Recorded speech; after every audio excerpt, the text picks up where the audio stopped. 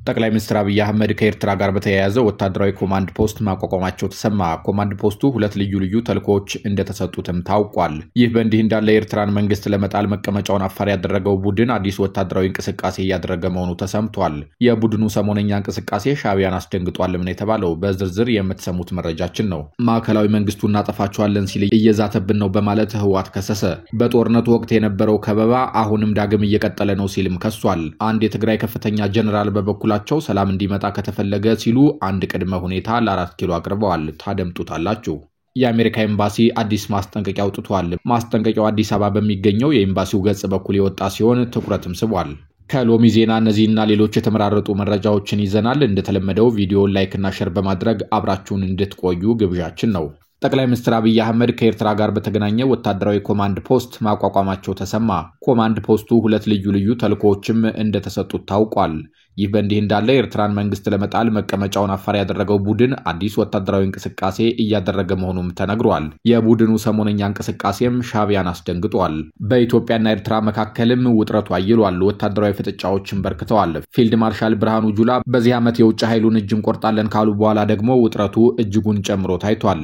በትናንትናው ዕለት አፍሪካን ኢንተለጀንስ ያወጣው መረጃ ደግሞ ሁለቱ ሀገራት ወደ ግጭት ለመግባት ከቋፍ መድረሳቸውን ያረጋገጠ ሆኗል።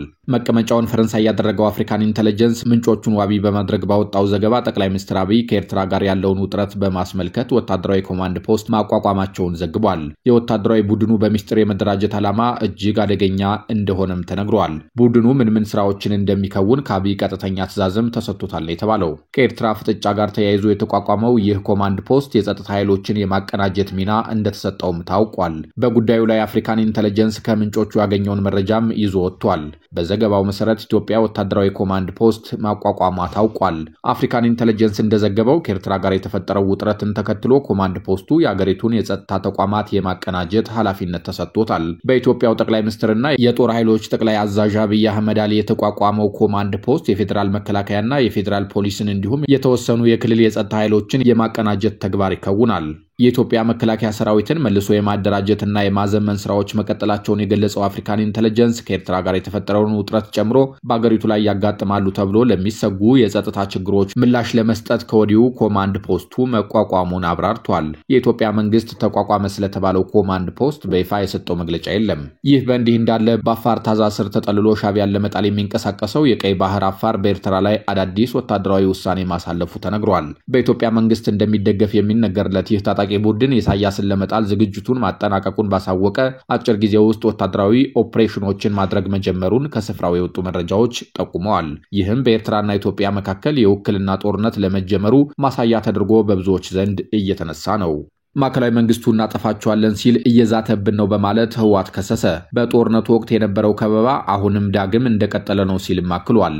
አንድ የትግራይ ከፍተኛ ጀነራል በበኩላቸው ሰላም እንዲመጣ ከተፈለገ ሲሉ አንድ ቅድመ ሁኔታ ለ4 ኪሎ አቅርበዋል። በህወሓትና በፌዴራል መንግስቱ በኩል ያለው ውጥረት አደገኛ ወደሚባል ምዕራፍም እያመራ ይመስላል። ሁለቱም ኃይሎች መቀሌና አዲስ አበባ ሆነው በቃላት አንድ ሁለት እየተባባሉ ሲሆን ወደ ግጭት ሊገቡ ይችላሉ በሚልም ተፈርቷል። ይህ በተፈራበት ሁኔታ በትናንትናው ዕለት ህወሓት አዲስ ያቀረበው ክስ ደግሞ በእርግጥ አይቀሬው ግጭት እየቀረበ እንደሆነ አመላካች ሆኗል። ህወሓት አርፋችሁ የማትቀመጡ ከሆነ ጠቅልለን እናጠፋችኋለን የሚል ምላሽ እየተሰጠን ነው ሲልም ተደምጧል። ህወሓት ካለፈው ሳምንት ጀምሮ ብሔራዊ አንድነት የትግራይ ህልውናና አንድነትን ለማረጋገጥ በሚል መሪ ሐሳብ በተለያየ ደረጃ የሚገኙ ካድሬዎቹን በተለያዩ የክልሉ ከተሞች እያወያየ ይገኛል። በዚህ ውይይት ላይ ታዲያ አርፋችሁ የምትኖሩ ከሆነ ኑሩ፣ አርፋችሁ የማትቀመጡ ከሆነ ግን ካለፈው የባሰ ጠቅልለን እናጠፋችኋለን የሚል ምላሽ እየተሰጠ ነው ሲል የፌዴራል መንግስቱን ከሷል። ፓርቲው አክሎም የኢትዮጵያ መንግስት የፕሪቶሪያን ውል በመጣስ እንዲሁም የእርስ በርስ ግጭት ለመቀስቀስ ጥረት በማድረግ ላይ ነው ብሏል። እንደሚታወቀው ከትግራዩ ጦርነት መቀስቀስ በፊት ህወሓት በክልሉ የተለያዩ ከተሞች ላይ ህዝባዊ ውይይቶችን ያደርግ ነበር። በእነዚያ ውይይቶች ላይም ትግራይ አደጋ እንደተጋረጠባት ህዝቡን ሲቀሰቅስ ነበር። አሁንም በክልሉ ሌላ ጦርነት ባንዣበበበት በዚህ ወቅት መሰል ውይይቶችን እያደረገ ነው። የውይይቱ ዓላማ ብሔራዊ አንድነትን በማጠናከር በክልሉ ላይ ተጋርጧል የተባሉ አደጋዎችን ለመመከት ያለመ ፖለቲካዊ ትግል ለማድረግ እንደሆነ ዘገባዎች ጠቁመዋል። መቀሌ ላይ በነበረው የውይይት መድረክ የተሳተፉ 700 የፓርቲው ካድሬዎች የኢትዮጵያ መንግስት እየተከተለ ነው ያሉትን አካሄድ መቃወማቸውም ተሰምቷል። የኢትዮጵያ መንግስት በዓለም ፊት ተገዶ የፈረመውን የፕሪቶሪያ ስምምነት ለመፈጸም ፈቃደኝነትና ዝግጁነት ስለሌለው የውሉ ትልልቅ ይዘቶች እስካሁን ሊፈጸሙ አልቻሉም መባሉን የጀርመን ድምጽ ዘገባ አመልክቷል። የፌዴራል መንግስት የትግራይን ህዝብ ለመጉዳት ሲጠቀምበት የነበረው መዝጋትና ከበባ በተለያየ መንገድ እየቀጠለ ነው ሲልም ከሷል። ከዚህ በተጨማሪ የትግራይን ህዝብ ወደ እርስ በርስ ጦርነት ለማስገባትና አንድነቱን ለመሸርሸር በአፋርና ምዕራብ ትግራይ ታጣቂዎቹን እየመለመለ እያሰለጠነም እንዲሁም እያስታጠቀ ነው ማለቱን ዘገባው አመልክቷል። ይህ በእንዲህ እንዳለ አንድ የትግራይ ከፍተኛ ጀነራል ሰላም እንዲመጣ ከተፈለገ ሲሉ አንድ ቅድመ ሁኔታ ለ4 ኪሎ አቅርበዋል። ቅድመ ሁኔታውን ያቀረቡት ጀነራል ኃይለ ሥላሴ ግርማይ ወይም ወዲ እምበይተይ ናቸው። ጀነራሉ ከወይን ጋር ባደረጉት ቃለ ምልልስ ሰላም የሚፈጠረው አብረን የፈረምነው የፕሪቶሪያ ውል ተግባራዊ ሲሆን ብቻ ነው ብለዋል። ለፌዴራል መንግስት ምላሽ በመስጠት የሚታወቁት ጀነራሉ በትግራይ ህዝብ ላይ ተከፍቷል ያሉትን ጥቃት አሁንም አልቆመም ብለዋል። የ2 ዓመቱ ጦርነት ከተጀመረበት አጋጣሚ ጀምሮ በርካታ ጉዳዮችን ያነሱ ሲሆን የፌዴራል መንግስቱ ዘመን ያፈራቸውን የጦር መሳሪያዎች ተጠቅሞ በምድር በሰማይ 360 ዲግሪ ከቦ አጥቅቶናል ብለዋል። በምድር በታንክ በአየር በድሮን የተፈጸመብንን ጥቃት መክተናል ያሉት ጀነራሉ ጦርነቱ ከቆመ በኋላ በፕሪቶሪያ ስምምነት የተፈለገው ውጤት አልመጣም ብለዋል።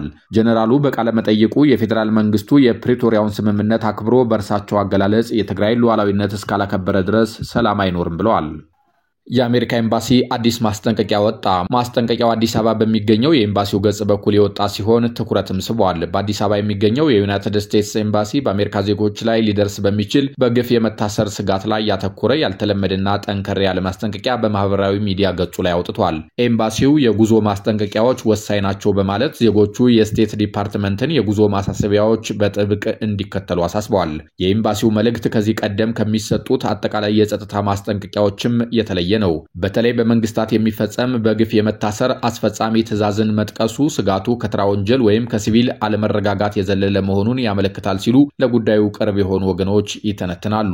ይህ የስቴት ዲፓርትመንት አስፈጻሚ ትዕዛዝ የአሜሪካ መንግስት ዜጎቹን ያለበቂ ህጋዊ ምክንያት በፖለቲካዊ ዓላማ ለሚያስሩ ሀገራት ምላሽ እንዲሰጥ የሚያስችል ሲሆን ይህም በማሰሩ ሂደት ውስጥ የተሳተፉ ባለስልጣናት ላይ ማዕቀብ መጣልን ሊያካትት ይችላል። ይህ ማስጠንቀቂያ የወጣው በአማራና በኦሮሚያ ክልሎች ያለው የጸጥታ ሁኔታ ባልተረጋጋበት መንግስትም በአካባቢዎቹ ህግ የማስከበር ዘመቻ እያካሄድኩ ነው በሚልበት ወቅት ነው። በእነዚህ ሁኔታዎች ውስጥ በተለይ የኢትዮጵያ ትውልድ ያላቸው አሜሪካውያን ዜጎች ወይም ዲያስፖራዎች ወደ ክልሎች ሲጓዙ በቀላሉ በተጠርጣሪነት ሊያዙ እንደሚችሉ ስጋት አለ። የኤምባሲው መልእክትም እንዲህ አይነቱ እስር በአሜሪካ መንግስት እንደ በግፍ መታሰር ሊቆጠር እንደሚችል የሚያስጠነቅቅ ነው ሲሉ ለጉዳዩ ቅርበት ያላቸው ዲፕሎማቲክ ምንጮች ይናገራሉ። የኤምባሲው መልእክት በአሜሪካና በመንግስታት መካከል ሊኖር ስለሚችል የዲፕሎማሲ ውጥረት ፍንጭ የሚሰጥ ሲሆን ወደ የትኛውም ሀገር የሚጓዙ አሜሪካውያን ከፍተኛ ጥንቃቄ እንዲያደርጉ ግልጽ ጥሪ ነው።